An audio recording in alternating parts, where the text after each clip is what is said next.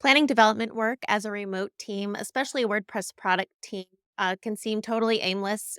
Lots of people have tried different technologies, different methodologies for managing projects, having project management people on the team using tools like Trello or Jira or other things. Today, I'm joined by Jason Coleman, who works with me at Paid Memberships Pro at Stranger Studios, and we're going to talk about the system we've adapted for using in our product team at Paid Memberships Pro and now I'll also introduce to our team at LifterLMS. Hey, Jason, thanks for joining me.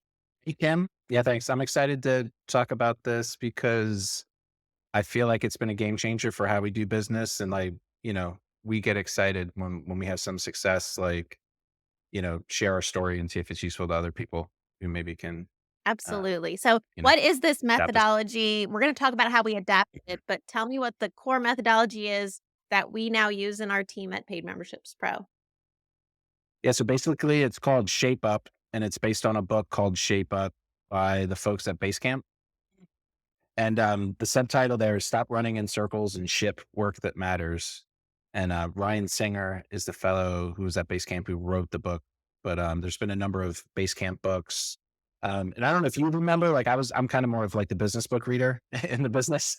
But a lot of the Basecamp books, like there's one called Remote Work, Rework, Getting Real. Like these books were written by the Basecamp folks when the company was smaller. And so it maps their journey building a remote software business. And so I've been reading their books and devouring that stuff forever. And when Shape Up came out, I read it and enjoyed it. We had been struggling with project management and dev management. We were kind of trying a hodgepodge of techniques. And I was like, a lot of the stuff in Shape Up, I was like, oh, this aligns with things I've been trying to do, but actually gives me a framework for doing it better. Yeah. So, before we had Shape Up, how would you describe our project management? How would you say we were organizing ourselves? It's hard to remember, right? Like maybe you can chime into like, we kind of weren't, or it's cool. It's like it was like every man for themselves. Everyone, you had like a different system and different lists, and then I did, and we kind of let people manage their own work. I think I even said as much. Like I'm not going to manage your work. You manage it the way that you want to. Um, but we use stuff like we use Basecamp itself at some points. We use spreadsheets for sure. Using some formats that I had learned like years and years ago at Accenture in terms of like a requirements document and stuff like that. And we use Trello, which is really nice. Is like based, and now it's owned by Jira and kind of has more, even more agile features. But so we took some aspects of agile development and kind of sprinkled it in to like what we were doing randomly.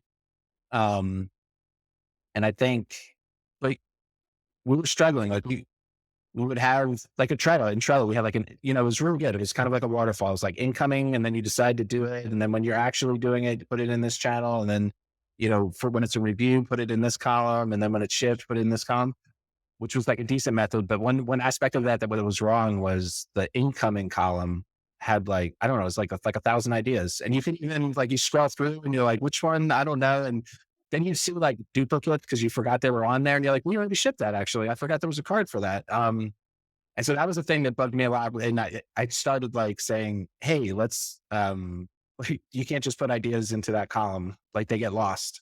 It like makes us nervous. There's 1,000 things that we're not doing. There's so much stuff that we could do. And that was part of like one of the things in Shape Up is kind of like when you're figuring out what to work on, you build a list, you pitch it, you bet, you decide what you're working on, and then you like throw out the list. So, hold on for a second there. I Yeah. just want to add that Okay. I think the lack of a system was also a tension point for us where I'm more Yeah. organized. I'm more a person that likes structure, to do lists, due dates, check boxes. And that wasn't something that you were very using in your own side. So, like you said, we had all these different systems. It was kind of the Wild Yeah. West. Everyone was using a system of their own. And I think we got to a point where our team grew large enough that we had to be a little bit more structured, a little bit more intentional. And I think you found Shape Yeah. Up and found a way that it could work for you, which I think matters most because you're the lead developer at that time. You're the CEO of this company. Yeah. So it was a methodology that you could feel comfortable with from the top down. I think that that's a key I point think, is finding yeah. something that's going to work Yeah. for you and then make everybody else follow suit. So we're not in the Wild West anymore. Yeah, I mean, that's a great point. Like when we're smaller, you can kind of just like brute force it together and make it work. And it's just us. If it's mostly you and I doing development, we're like at the kitchen table next to each other and stuff. Um, That's cool. And when people would suggest, you would say, hey, let's use a project management system. Let's use a, thing. I would go through this list of like, here's everything that's wrong with project management systems, and it's not necessarily going to work. And what's great is like the introduction to the Shape Up book is like, here's everything that's wrong with project management systems and why it's not going to. I was like, I know. And then it goes on to like, well, here's a different solution. It might work. And I was like, this is it. I've been looking for it. So Yeah. So good. So you found the book, you read the book, and from what I recall, you kind of brought it to our management team and was like, everybody needs to read this. Do you want to tell mhm. me like a few of the key points about Shape Up, the official version? We can get into how we've adapted it, but tell me a few key points about just how it works, a basic primer, the Cliff's Notes version of the book. Yeah. And so there's three sections. I'm looking at it now, right? So there's shaping, which is like how you decide what to work on and kind of when it's really like project planning and making estimates. Um, and one of the and how you write up what's called a pitch. And one of the key innovations there, I guess, is like this concept of an appetite, which is like how long are you willing to work on the problem? So a lot of systems where you're figuring out you say, hey, we want to integrate with this third party platform. And then I make the decision as a business owner, we're going to innovate with it. And then the developer it's like, how long is it going to take? And they figure out how long it's going to take. And it might be like, it's going to take 3 years. And then you're like, oh, I didn't think it would take 3 years. Stop. So anyway, so like this appetite early in the process, like forces you to like shape the work in a better way. And then there's battling, the second part of the book, and you know how it works, which is figuring out like of all the things that have been written, how do we actually decide what we're going to work on next, and how do we schedule that? And then building, which is is kind of when we've decided to work on this, it's a lot around like to do management in a way. Like there's some concepts in there of like the first week of working on a cycle project, like your to do list actually gets longer, not shorter, and like don't fret about that. That's like part of the process. So it has a lot more of the tactical stuff in terms of how you figure out like build your to do list and check things off and figure out what's in scope and what's out of scope and things of that nature. I want to get into how we've adapted it because I think that that's the key point. Like the book Shape Up, you can read for free Yeah. online. It's a PDF. We can put the link in this video description. But the way we have adapted it, I think, and have you been running it for 3 years? I want to say two and a half And years yeah, I had the cycle back sheet to how open. many So cycles we've had. since the end of 2020. Okay. So yeah, we've been So we running this for quite some time. We're just in yeah. the actual writing pitching for Q4 of this year. So let's talk about how we've adapted it. You talked a little, I don't know that you talked about the ideas piece, but that's kind of like the one piece I want to get into of how we've adapted Shape Up for our Mhm. team and gotten more involvement from people at all cross Yeah. sections of our team. So do you want to talk about how we do the ideas phase since we just completed that in PM Pro? Oh, the ideas phase. Yeah. So um maybe if I back up to like at a higher level, there's like the schedule, like this on cycle, off cycle. And that might help people understand too without reading like what shape up is. But it's basically so part of shape up is 6 week cycles where defining that's the schedule. What is the work we're doing for the next 6 weeks? And it has a lot of really interesting insights into like why that's the appropriate time for a cycle. It's not too much, it's not too little. It's kind of like the sweet spot. And so we do a 7 week cycle that has like a floating week, which because we have we have day jobs and we so that helps us like fit the scheduling in. So we're on for like 7 weeks, and then there's 6 weeks where we're off cycle, which is 13 weeks is like lines up with a quarter if we're lucky. Sometimes we have to fudge it. And so off cycle, we're kind of wrapping up, like shipping the work. If it's easy, ready to go, we're kind of talking about what we did. And then that's the time when, like, this is one of the differences with like Shape Up as Basecamp does it and how they talk about in the book and us is at Basecamp, they have like C-level people who are always pitching and always betting. It happens simultaneously. So like they have the people who are figuring out what to do, and then they have developers and designers who are getting the work done. We're a smaller company, and it's like me and you are actually doing the work too. And like we only have one designer, and like we have other things we have to manage. We're also doing support at the same time. So we need like an extended off cycle time. We have 6 weeks instead of 2 weeks that Basecamp has, I think, to fit in all the stuff. So letting you do an off cycle then is gathering the ideas, and then Shape Up would have you writing the pitches. But what we found, what we call the ideas meeting, is something that we did introduce like early on. It's 2 weeks into the off cycle, where for us, because we're a small company, it's too expensive for us to write a pitch. Like it's a big investment. It's like, whatever, like 3 days time per pitch maybe. And if we put all that, that's almost like a week of work. You figure like 3 days we write a pitch, two days we're helping with support and something else and doing so, so that's like a whole week. So it's like we spend a whole week writing a pitch. We only have, 6 weeks to write them. If that work doesn't get done, it's kind of like we can't afford like that loss. So what we did was introduce the ideas meeting earlier on, where we bring all the ideas from our list and we say, is it even worth pitching? Is it even worth writing a pitch over? Are we ready to write the pitch right now? What do we have to do? Do we understand the problem enough? And it's really like the ideas on the ideas list are just 2 sentences max. It's like, what's the opportunity and like, what's the problem? What's the solution? It's usually 1 sentence, but it's kind of sometimes maximum two. Like, um, the other bonus is I think like, again, at Basecamp, it's all C-level people who've been there for 10 years writing the pitches. Here it's like, it's people that maybe just joined last year and, like people who hasn't been along and, they aren't seasoned veterans at writing things. So like the ideas table allows us to like, that is a good thing to write a pitch about. That isn't a good thing to write a pitch about. We can kind of coach the pitch writing process a little bit, like mid off cycle. Yeah, what I also like about it Yeah. is the people who attend the ideas meeting, who write the pitches, who attend the betting table, it's not the Mm, entire team, but there's representation of all yeah. managers of teams. So they also spend time before that ideas meeting asking their team, what can I bring? What can I represent for you at this meeting?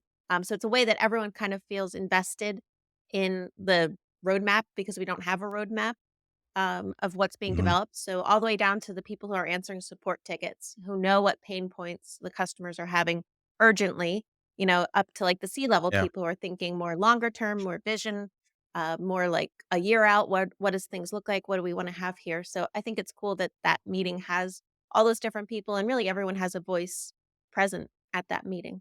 Really Yeah. cool. Yeah. And we trickle it up. So like we have a team of core managers who come to the ideas meeting and the betting table. And it's not everyone in the team. I really try to keep it sacred. And I think there really is so much value if we sometimes like the person who has the idea isn't at the meeting and like obviously they're really smart people who work for us. They're like, they already built half the solution. They understand the problem better than any of us because they deal with it every day. And so there is benefit to like including them in like these brainstorming sessions. But we found like we have to keep it sacred, like the betting table, like that's a safe space where we can, because sometimes the ideas are bad. And it's a bad idea, and you want to like hurt the employees' feelings. And so, and also like that high level thinking, like we'll find like when someone comes up with an idea, it's like, but how does it fit into the whole business? And maybe it doesn't fit where they think it was. It fits over here, and you need like the higher level people. I think that's one that's kind of you later on had a question I'm reading ahead of like, what would you recommend? And it's like, keep the betting table and the ideas meeting like smaller, at least to start for sure. Like, and kind of like reluctantly add people to it. Cause kind of once you add people, you can't remove them Yeah, in a for sense. sure. So I'll bring us back to Yeah. how we've Like, adapted it. So you talked about how we schedule it on a calendar basis. We do 4 quarters in a year. We spend 7 weeks of each quarter in cycle doing those projects, and then 6 weeks following it, kind of wrapping up things, uh, getting some work pushed if we can, generating ideas, and taking kind of a break, doing some catch up work that we've missed while on cycle because mhm. it's the same people doing that work who are putting other things aside, and then beginning a new process, writing pitches and going back to the betting table. So, do you think there's aspects of the betting table feature of ShapeUp that we've modified? I know we have some assets we use. I can Mm, link them to the description, some downloads for like how we do the ideas sheet, how we do like voting yeah. in the ideas spreadsheet, and then for the betting table as well, how we map out the work. So is there anything you want to talk about relating to, the betting table piece that's modified from core ShapeUp? Yeah. I think, um, we run it pretty similar, but I guess it's like, if I'm remembering the book correctly, it's kind of light on the details. And so we kind of had to figure like the way that we have the stopwatch and the one, like use a specific timer and then 1 minute for questions um, some of the language we use around, I'd have to read is kind of like, hey, this is the purpose of the meeting. This is what we're thinking about. And like, like attack the ideas and not the person. We're all human here. But and definitely, I guess like the one kind of piece you're pointing to is like the spreadsheet that we use for the schedule. I think that's a little, if I remember correctly in the book, it's like, and then, your 50 developers schedule their time. It's like, no, we have specific people and they have day jobs and that there's only one designer. So like you can't be doing work that requires designer while someone else does. And I think we have employees, developers and other folks at different levels. And so it's kind of like this project, needs, and so I think the way that we organize the cycle, and you'd have to see the spreadsheet to like make it make sense. I could load it right now. It's not too careful, but basically, like this is kind of the step is we make the vote and it's like, is this ready to like, actually, let me try to think about it. Do we want to do this now? Like, is it shaped enough that we can pitch, like, is the pitch good? And we want to do it now. And we kind of fuzz on like even like how long did you say it would take? Like we kind of talk about that a bit. Like you said 4 weeks, is it really 4? Maybe it was a 2-week version, but we'll put that off. We say like, yes, this like I've read the document, it makes sense. It seems like we could do this work, but and then now is the time. And then we'll put the list and then we like, all right, now we have this list. Can we fit it into the schedule? So it was that kind of like scheduling piece. It's like Lego blocks into a calendar that I think is overlooked in Shape Up and is actually kind of like critical. Is like it really is like sometimes we're making decisions there where it's like, "Phew, I thought we had 4 weeks, we only have 2. And like on the fly, is there a 2-week version of this? And like, I think so. Let's do it. Or like, can we do these 2 things at the same time? Yeah. Is it maybe, hey, let's go over 1 week so you can get this done, I think that also Um, that helps all the people yeah, in the team see how decisions have to get made at the owner level. Finite resources, there you are a person on this sheet, you have 7 blocks, you have 7 weeks in this window of time. We yeah, can't let tasks expand endlessly into however much time we want. We can't get to 99.9% perfection on everything we create and do. Some of these pitches, some of this work is absolutely exploratory. It's like get as far as you can, get something we can play with and test, and then we'll decide if we invest more time. So things like that, definitely you can truncate the expectation of time, the appetite a little bit and say like, what's the 1 week version of yeah, this? What's the 2 week version? And I think people operate pretty cool in that window, especially if it's something they were championing. They it yeah, either doesn't get on the schedule at all or it gets on the schedule and you have to crush it in a week or two.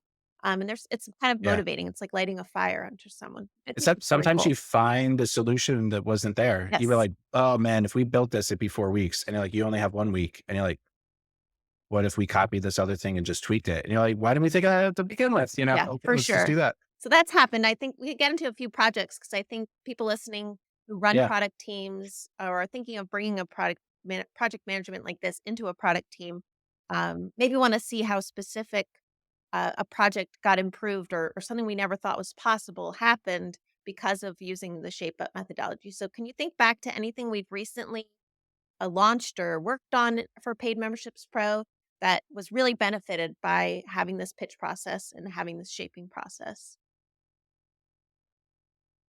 Um, I think, yeah, what do I have written down here? So, so one was, we overhauled the orders page UI.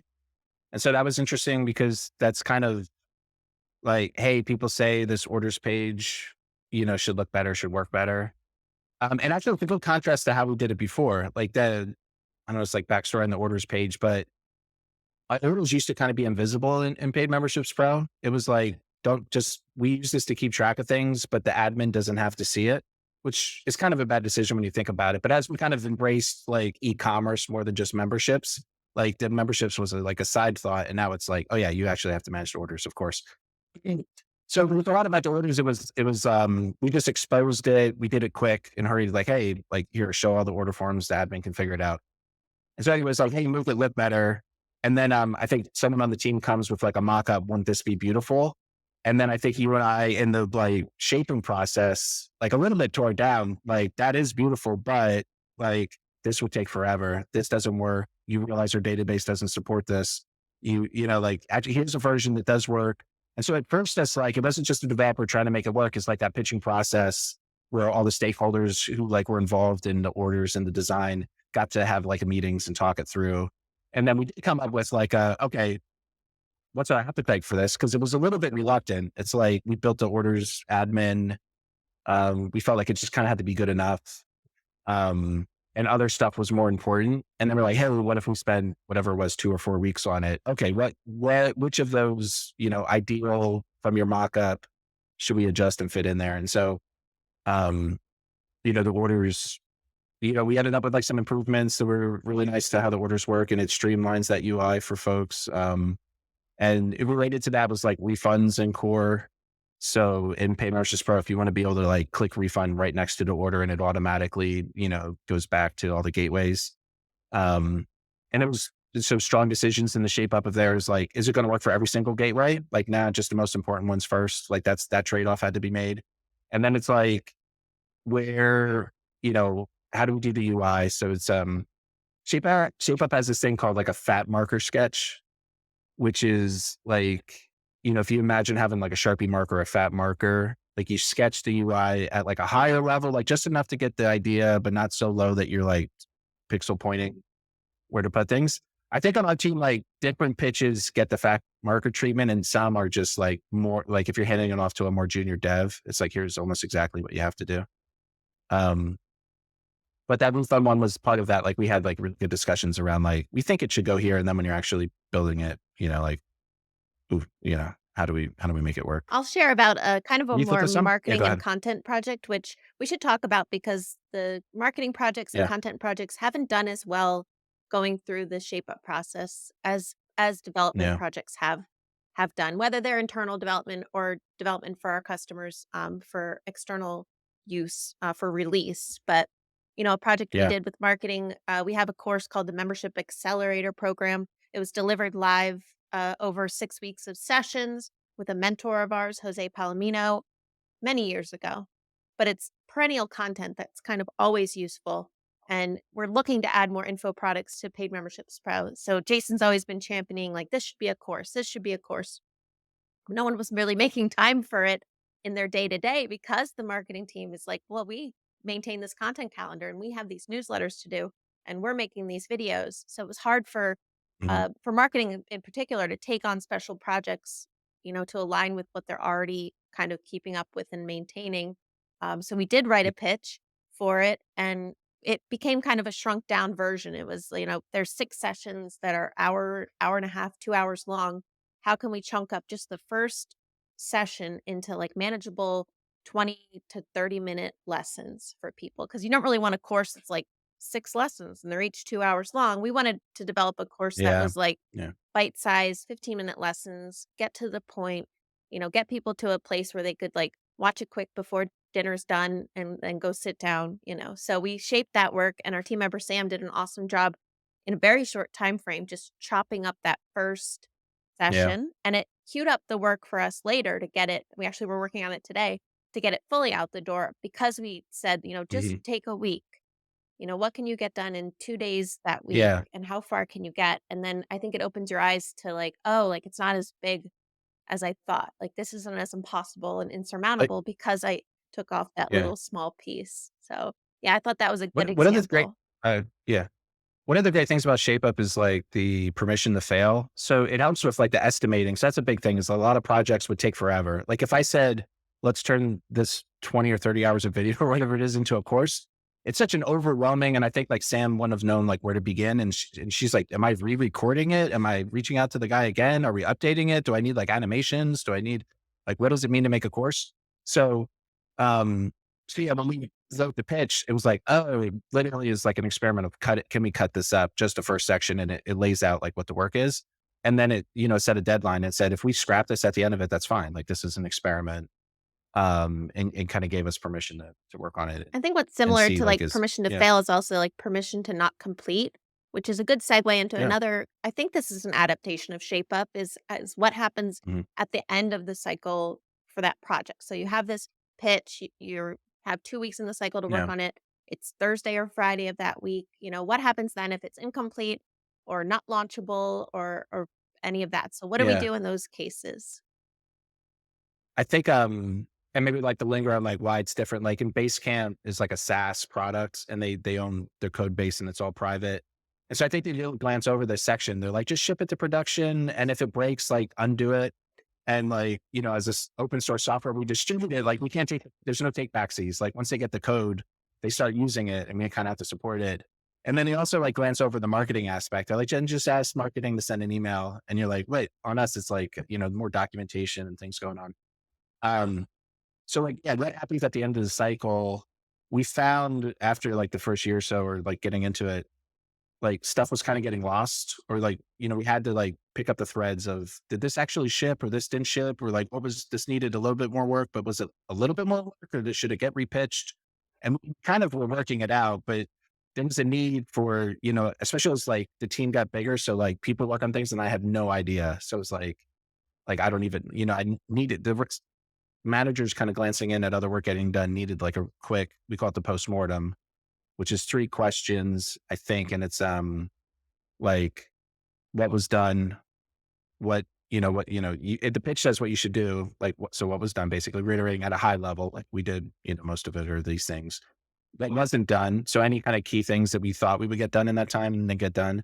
And then the third step is really like, what are the next steps? Is it, well, we didn't get it done and that's okay. Or like we realized we didn't have to do that. That's why we didn't do it. Or is it like, I need 2 more days and then I can launch it? Or is like, do we have to repitch this? Like, did we learn something in the process of working on this that it's actually a bigger project than we thought it was and it needs to be pitched again, or this portion got taken out? So, and we call it the postmortem and it's those quick 3 questions. And it also serves as like a button because it's like, once you write the postmortem, it's like, that's, like pencils down, you're done. Like you're not allowed to work on it, like, I find that um, developers yeah, struggle with that, struggle with something being incomplete. So at the very least, a postmortem can feel like an act of completion or an act of kind of filing something in a folder that can be looked at later. I know I struggle with things that don't get pushed. It's like it's really bothers me, maybe more than it should, that yeah, there's things sitting there that just like, oh, that just needs like a week of code review by Jason. It's like Jason has no yeah, time, so that's not going to happen now.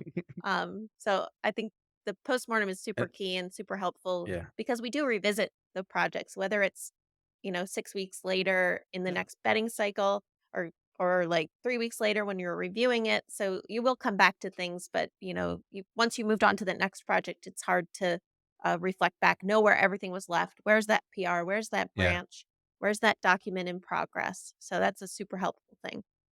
Let's talk a little yeah. bit about And like the benefits of a team adopting this methodology. We're going to put some links we said to docs. We'll probably write up a blog yeah. post to accompany this of like go read Shape Up and then read our adaptation. But let's talk about like other teams adapting this. Like, what do you think are the biggest benefits they're going to see just by like trying it for a cycle or trying it for a few cycles, whatever you'd recommend. Yeah, I think like one of them is that thing we are just talking about is like the pencils down, forcing you to obey the estimates that you make. It really will stop you from, you thought something would take 2 weeks and it ended up taking 6 months because you're like, did we want to spend 6 months on this? So it really like stops that from happening. And force, you rebet things and you make sure that you're always working on what's important now, not what was important 6 months or 12 months ago. You get to check in. So that's huge for shipping good work.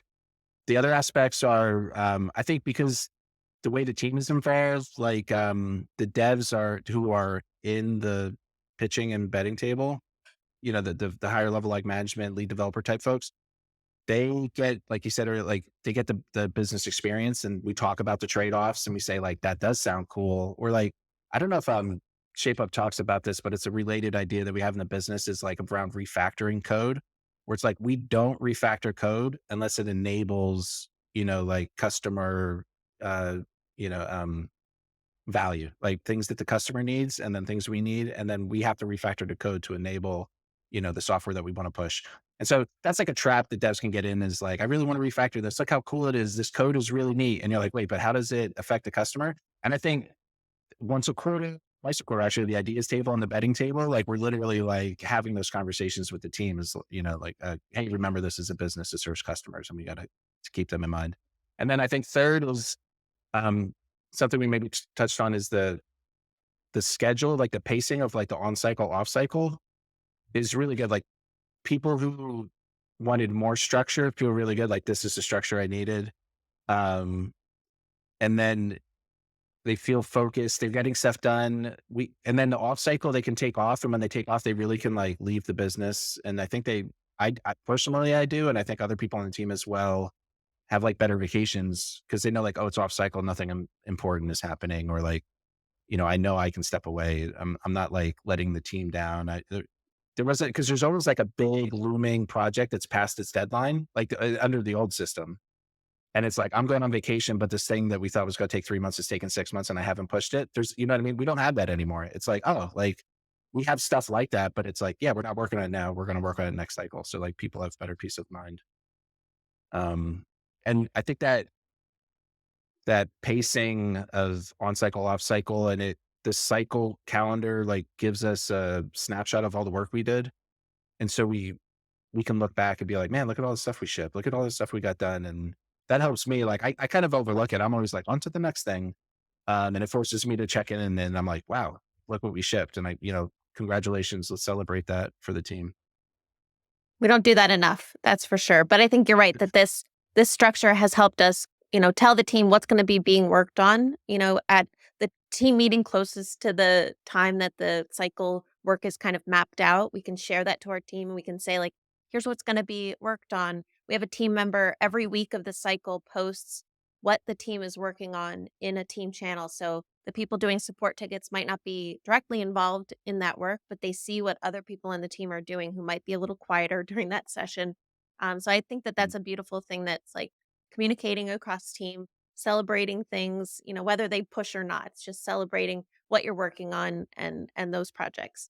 Let's talk a little about like the teams working on things. We can talk about LifterLMS, which is another product we have ownership in that we brought Shape Up to, and they're now I think this is they're in the third cycle of doing The whole year. Shape Up. They've done this Yeah. whole So year, right? How do you think that's going? Because it we did wasn't like, yeah. we Yeah. don't really know what they were doing for project management before this, but we were like, "We're gonna use Shape Up, and here's how," and you really came in, running with that at the start of the Mhm. calendar year.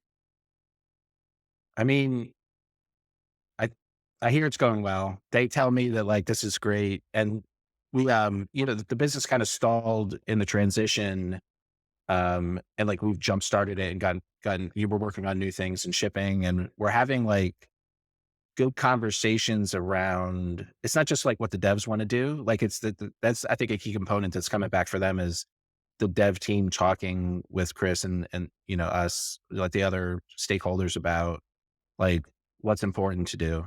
And it goes both ways. It's kind of like push new things. And it's like we pushed a lot of new things. Maybe let's like slow down and like, do like bug fixes on existing stuff. So that kind of conversation was happening in ad hoc ways. And so that I think the structure around that um helps. And I think like Chris Badgett over there is like he's the product manager. He's like the owner of the product. He's the best person there he's been there since the start, understands the customer, understands the software. He can't code so well. I don't know if he can code at all, but he, you know what I mean? Like he knows the product and how to do it. And so I think we've given him like a vocabulary for like how to talk to the developers to get things done. So like the pitch itself is like, he writes great pitches. And I think he feels like I'm involved in development in a way I wasn't before because it kind of wasn't as documented. It wasn't as clear. It's kind of just like talk to the developer, wait till you see something and then kind of give them feedback. And sometimes that feedback comes too late, and it's like, well, I already spent 3 weeks coding it that way. Um, but the shape up process, all this stop in. Is this a good idea? Yes. Okay. We write it. Is this right? Like how we want to do it? And we figure things out. And there's this concept of, I think like the pitch itself, like the format, has like no-goes and rabbit holes. That's like really core thing in Shape Up. And no-goes are so important because like, and you almost have to reinforce them. Like there's like little bits of candy and for developers, it's like candy, right? You're like, here's like a really hard, fun problem related to this that is going to be way more fun to work on than the thing that the business needs. Like I'm trying to think of like examples. I could like look at no-goes. We don't wanna make Um, anyone feel bad. No. But it's that sometimes it's just this is bad. Like at one was Natal's tense though. Remember we said like the refunds would only work for certain gateways. And it's like, hey, like we're building it for Stripe first. Don't build it for PayPal or any other gateway. Yeah, that's like an example of a no-go. Or sometimes it's like reporting like sometimes it's like there's a really obvious improvement for this would be to like the next step is this, like don't go there yet. Like because if we thought about it, it's going to be problematic. And so and then the lagging ones are like the things that are going to be problematic, but like have to be figured out. And so it's called the wisdom. Like, you don't have to solve this problem now. Like, I think it'll take 2 weeks to do this work. Like, the hardest thing is figuring out, does the API we're going to integrate with actually work? That's like a rabbit hole always, is like APIs don't work how they're documented most of the time. Like, it's like, it's like a rule of thumb for development. Um, so having those rabbit holes listed out, and it's like Chris, who's not a developer, is it like he can interact with the rabbit holes and the no goes and like the fat marker sketches, and really like guide the development in a way that he wasn't able to before. So that, I think that's probably like the biggest improvement they've seen there. I want to wrap up soon. So I just want to make sure there's nothing I didn't ask you that you wanted to talk about related to Shape Up. Is there something I put in your interview questions, or Mm. just like a lasting thought that you have from this conversation? Hmm. Now, I think we covered the good stuff. One thing I'm curious about, because the audience here um, is maybe people working on software products. Um, and Basecamp was a bigger company with like 50 people. And I think we've made some adjustments to like, here's how it could work at a team of 15. And we're kind of figuring out some adjustments. Like, here's how you can make it work with marketing. It could be like a whole podcast on like what we tried and didn't work in marketing, with respect. And I think I hear some other WordPress companies who do this have kind of been like, we don't do it for marketing anymore. And we kind of are segregating the marketing work. Um, but so that's interesting. And then I think also like agencies and freelancers, like there's probably a version of this, I think, where, and this is like to figure out, like it'd be cool to get some people to try, especially maybe freelancers and agencies who have like work on retainers. And so you want to like, hey, we get $5,000 a month, um, and we do some work, subset of hours every month. And I remember when we kind of did stuff like that in consulting, it's a little awkward because it's kind of like, what am I working on this month? Or like you would work on something even though it wasn't really that important, but you had to get 20 hours in, right? Every month. And so like if they didn't have good work to do, it'd be really awkward kind of managing like those credits and those hours. And I feel like there's some version of this shape up where it's kind of like every quarter I'm checking in with my client. What are the important things to do? We've pitched it, we bet it, and now we have the schedule for the next 3 months, kind of and it's 50-50, like really scheduled work. um, One aspect of that, I always describe it as like the cycle work is like the top down, like the business owner and the CEOs are telling the devs what's important to do. And then like an important piece of the off cycle we didn't mention was that that's time to take a break. That's time to think about ideas for the future, stuff like that. But it's also time for the developers to do like what they think they should do. Like they're like, they're doing like little 1-2 day projects of like fixing this bug, shipping this thing, getting this done. And so they, from the bottom up, they do like the bottom up work. So I feel like all these models, it could work in a client, really, even if it's one developer and like one client, I think it could scale to that. It's going to be like pretty different, but like the scheduling and the pacing on cycle, off cycle, the schedule, I think that could help, especially for agencies doing retainers. And there might be more of those folks like in our audience It could than, probably also people work working on for membership software. site creators, for people out there that are building their own Yeah. membership site, just to think more intentionally about what they're working on and kind of take back their to-do list. And instead of just saying, like, I'm doing all these random things, like create some intention and some strategy, looking out a few weeks Mhm. ahead, and or planning out the whole year. Maybe that's too far, but thinking about projects that you're not making space and time for, and actually going through a process of pitching them even to yourself, and you have that meeting yourself, you're like, is this Yeah. achievable? Mm. I only want to spend 3 weeks on this piece, or I've never done video before. Let me give myself permission to do it for 2 weeks, put other things aside every Thursday and Friday, and focus on that thing. So I think it could work with freelancers, like you said, but probably Yeah. also with people out there creating with Paid Memberships Pro, creating with LifterLMS, who just want to like think about the things they need to get done in their business in a more structured way, all by themselves. Yeah. We'll come to your betting table. We'll help you decipher Yeah, all that'd be that cool. stuff. Just hit us up.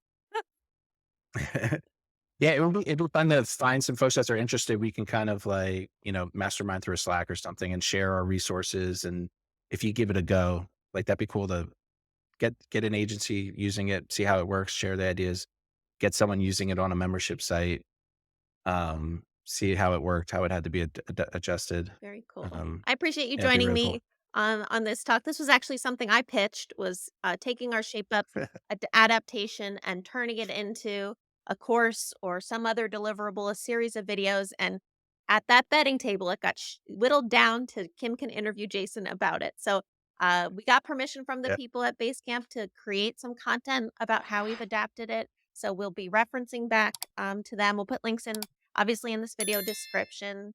I appreciate you guys tuning in. Jason, thanks for being an awesome guest. Yeah. Thank you.